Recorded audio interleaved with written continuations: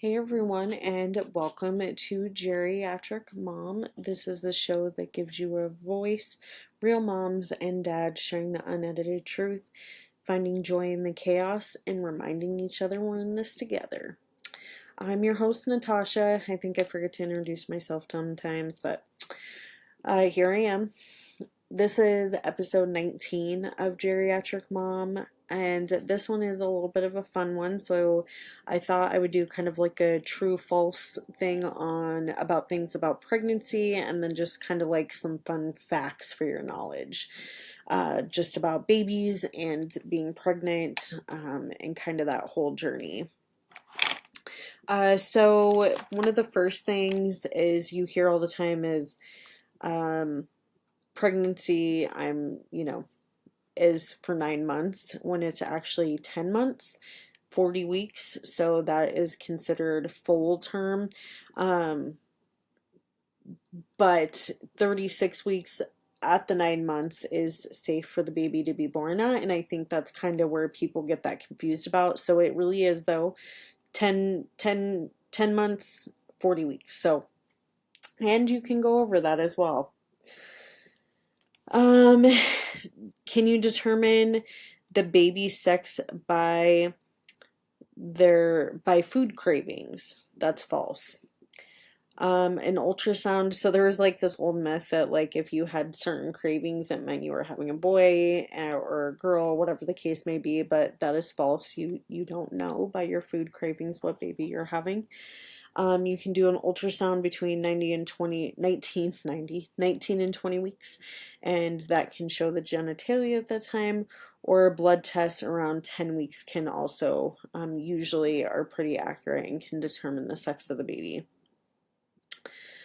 Exercise is dangerous during pregnancy. That is false. Working with your provider and working out safely is okay. I think that's important. One of the things is making sure you don't work out too hard. If you start to have any bleeding at all, that you stop that exercise and you give your body rest. You need to make sure you're hydrated and you have good nutrition.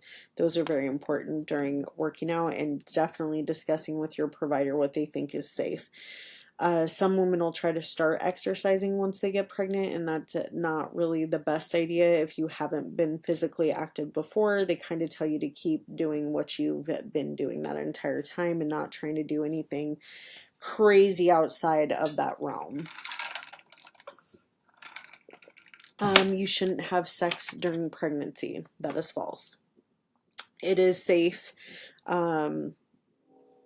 Generally, there's not anything within sex that you can do that would hurt your pregnancy. You shouldn't dye your hair while pregnant. That is false. They do recommend that you wait until after the first trimester to be sure that it's safe for the baby, but generally a lot of the different hair products that they make now aren't like back in the day, and they are safe to use during pregnancy at any stage. So that you can definitely still get your hair done. You should avoid hot tubs. This is true to a certain extent. So, with women in general, for baths, hot tubs, whatever the case may be, you should avoid water over 101 degrees.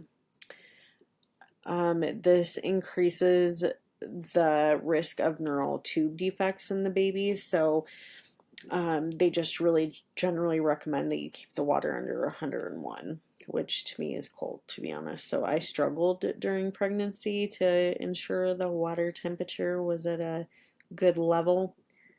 To me, that's like freezing. Putting your arms over your head will cause the baby's umbilical cord to get wrapped around their neck. That is false. But that was like a huge thing that they thought back in the day, especially like when women would like hang the clothes on the clotheslines and stuff. I guess the fear was if they reached too far above their head and everything that could happen. But that is false. I did some research, and generally tube wrapping or umbilical cords wrapping around the neck happens related to increased movement of the baby after 20 weeks. this most of the time causes no harm to the baby. So it's actually very rare that it actually does become an issue and cause the baby harm. But it is a risk, but it's not from putting your arms over your head. Eating for two when you're pregnant is false, unfortunately. You only need 300 more calories a day from your baseline calories. So if you're already eating too much and you're overweight, it's different. You shouldn't eat anymore.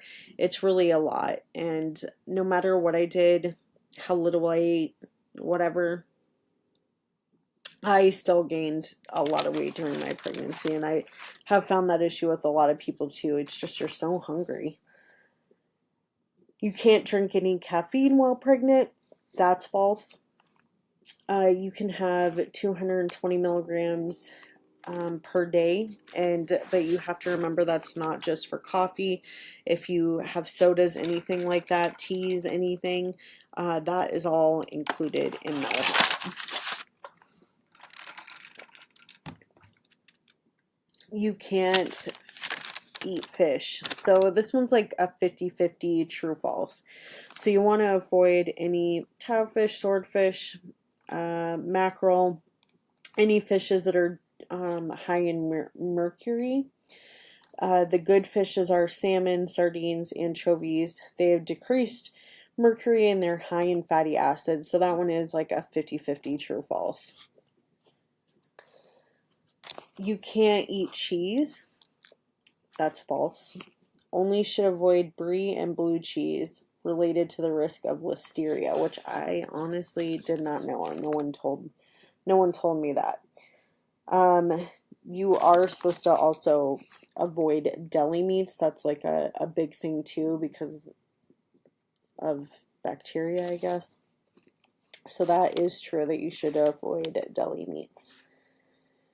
Heartburn means the baby will have a lot of hair. That's false. That's like an old wives' tale that, if you had a lot of heartburn, your baby would have a lot of hair, but that has not been proven to be true. Eating peanuts and dairy make my baby allergic. That is false. So it doesn't matter what you eat, it's not going to make your baby be allergic to anything later in life or after they're born.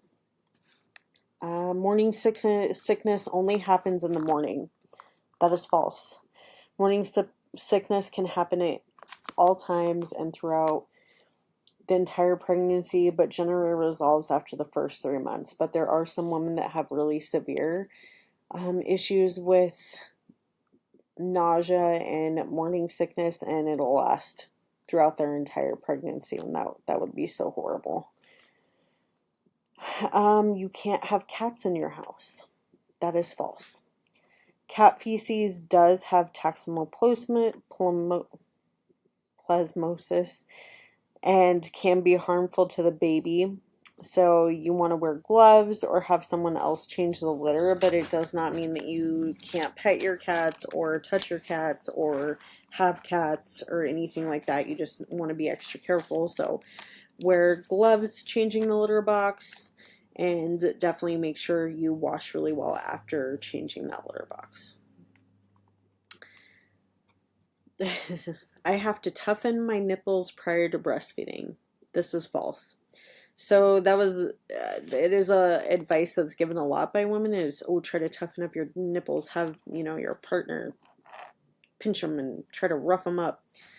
It's actually no evidence that you can toughen your nipples prior, just because the act of breastfeeding or the act of pumping is so intense that you're still going to go through a lot of those changing. And ladies, that is painful. So make sure you use your sprays on your pump or use that lanolin cream every time after you breastfeed, because those cracked nipples, they hurt, the bleeding hurts, it can be so painful. Mine felt like they were gonna fall off a couple times. So use your sprays. I have a whole jar of like coconut oil. I just use coconut oil on my flanges and that works really well. But man, nothing can prepare you for for the nipple pain.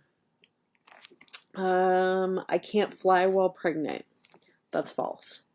Generally safe for women to fly. Obviously not a great idea when you're in your later trimester, but if you discuss with your doctor and they feel like you don't have a lot of high risks or anything like that, generally flying is safe. Teen pregnancy is on the rise. That's also false. So it's actually declining over time. So that's a positive. Twin pregnancies are rare. That is also false. They are actually way more common than you think. I can't remember the exact amount, but it's actually quite a bit that twins are born. So multiples like twins are not rare. They are actually very common. Vaginal birth is not possible after C-section. That is false. So the issue is that the thought, like the type of scar that you have from your previous C-section, if you've had multiple C-sections, what other risk factors you have, a whole bunch of different things kind of come into play if they'll let you try to do vaginal birth after C-section. So it is still a possibility, not for all women, but definitely with a discussion with the provider, some women can still give vaginal birth after they've had a C-section. Certain foods and drinks can induce labor. This is false. People do try different things like dates, castor oil, pineapple, spicy food, but none of these have actually been proven to induce labor. So you can eat all the nasty things you want. You can do whatever you want to do. I tried everything and nothing helped, but none of these have actually been proven to help move along delivery. Belly shape and size determine gender. This is also false. Baby's heart rate tells you the gender. So this one's kind of true false. So generally the genders of the babies, they typically run in a certain heart rate, which they're always really fast. But boys will kind of run at a certain rate and girls will kind of run at a certain rate. So it can be kind of an indicator of what baby you're going to have, but it is like not 100% right, you know, because you could still have a girl, boy, vice versa, whatever the case may be. But the two genders do typically have like a certain heart rate that they run. Spicy foods can cause your baby to be blind. I had never heard that before, but I guess this was like a big myth for a long time, and it sounds horrible. Like if you eat spicy foods, your kid's going to be blind. That is false. Thank goodness. Odin would be very blind. I ate a lot of spicy food. Let's see. Dark beer increases breast milk. So this one's kind of a true false. The research that I did, they said it was all false. But if you're not someone who takes in a lot of yeast or like carbs or anything like that, that is actually true that it will help. It's not that you want to like sit there and get drunk and have all these beers, but like if you have one beer, that actually the yeast within the beer can help increase your milk production. That is one thing that they even like recommend if you have low milk production, is taking yeast. So I feel like a lot of this stuff is like person to person and woman to woman, how it's going to work for them. For me, a little bit of alcohol, like some wine, like a little bit of wine or something, just kind of helps keep my breast from getting clogged, I've noticed. So none of the alcohol or any of the supplements, to be honest, helped increase my supply. So that one's kind of like a true false. You can give vaginal birth with multiples. This is true. So even if you have twins, triplets, a lot of times you can give vaginal birth as long as they all kind of come out the, you know, head down like they should. But with twins, it's very common to give vaginal birth. Kind of when you go higher up into the more multiples, it's more risky, you know, things like that. So they don't generally encourage that as much. and kind of like the status of where the babies are too, like how they're doing in utero. It is okay to drink occasional wine while pregnant. This is false. It is never okay to have any sort of alcohol while you are pregnant. Not a drink, not any alcohol, none of it. So that is false. That it's not okay to have wine. It's dangerous to give birth after 40 weeks. That's false. A lot of women go past 40 weeks, especially when it's their first baby. If they have a high BMI, so they're a little bit obese, if they're having a boy, all of these things can kind of play factors into things. And sometimes the baby's just not ready to come out yet.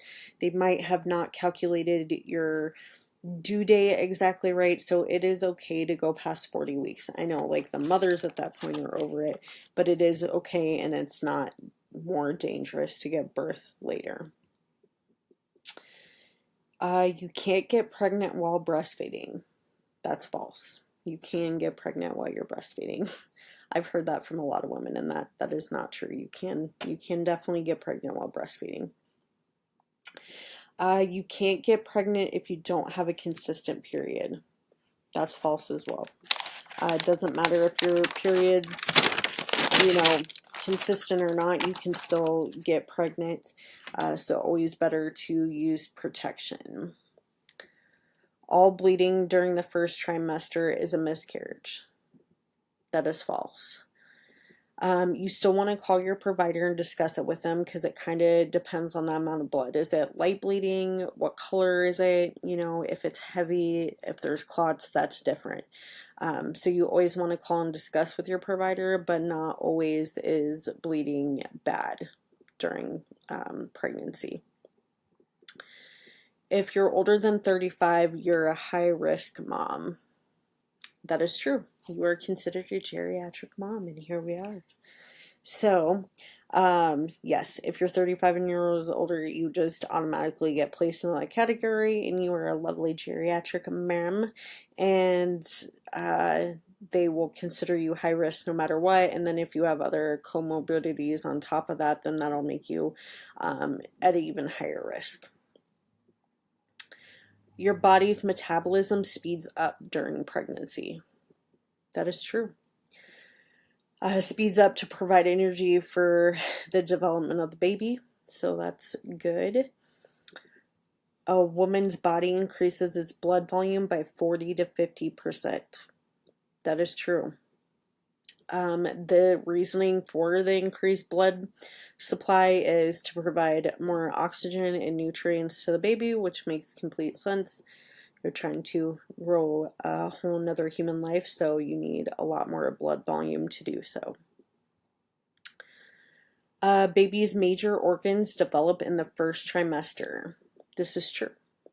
Between 1 and 12 weeks, the baby develops its heart, brain, and lungs, which I honestly didn't think it was that early, so that's pretty crazy that they develop all of those things that early.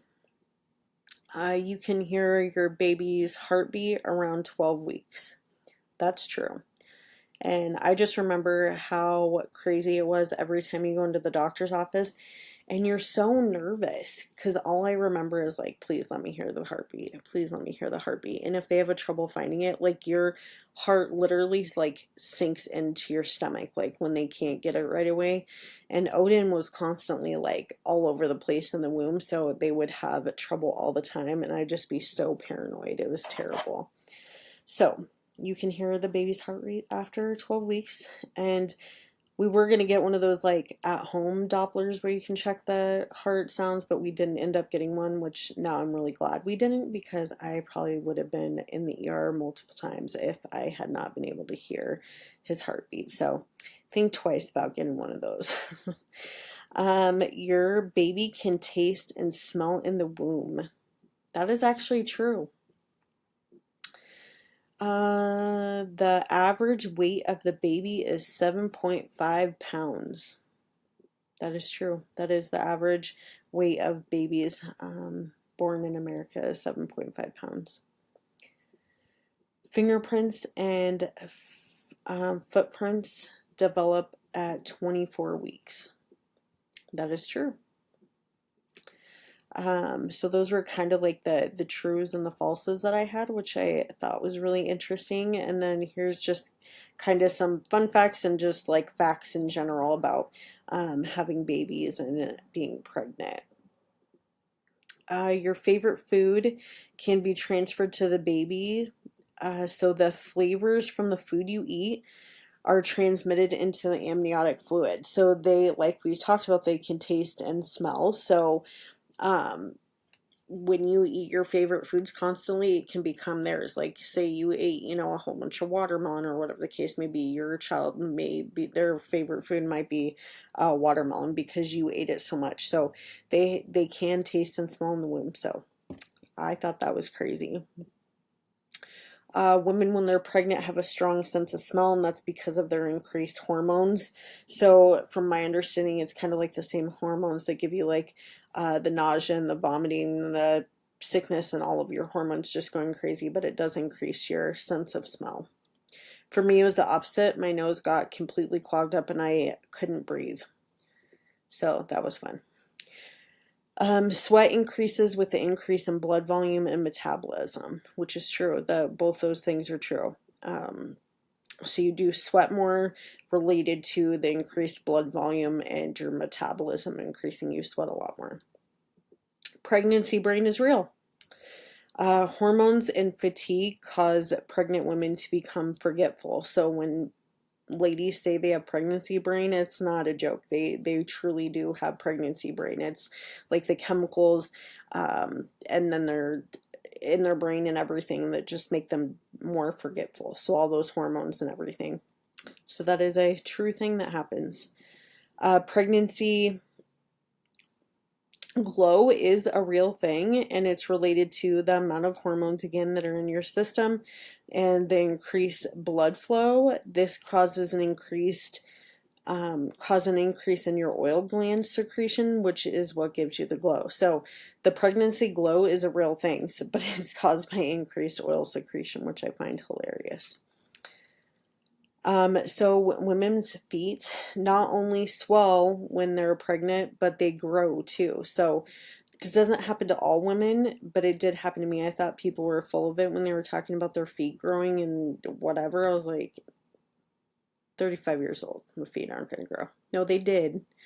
And they're a lot bigger than they used to be, like by like a size and a half almost. So, and it's permanent. Like they're not going back down. So you can get bigger feet too. So beware of your feet growing, and you may need new shoes.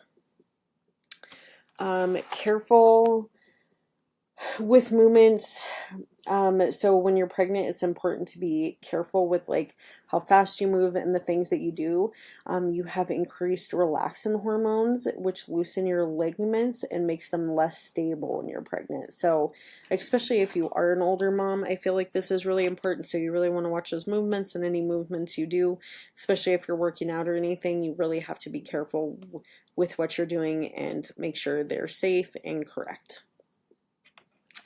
1 in 10 women, their water does not break. So I thought that was funny that, it's actually a pretty high number that their water doesn't break when they go into labor. You can eat up until you have an epidural or you're like about ready to give birth. So once you have an epidural, they cut you off on food. But I was pretty happy that I could eat that entire time.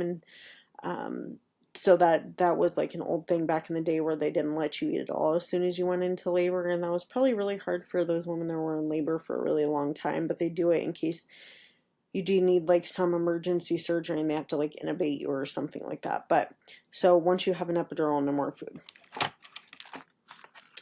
Nausea, vomiting, and diarrhea are common while giving birth, which I wish they had educated you more on that, because it all happened to me. I was so nauseous, I did vomit, and I had like diarrhea the entire time, and that's sucks because you're already in so much pain and all of that, and then you have all these other issues on top of it. So beware, nausea, vomiting, diarrhea while giving birth.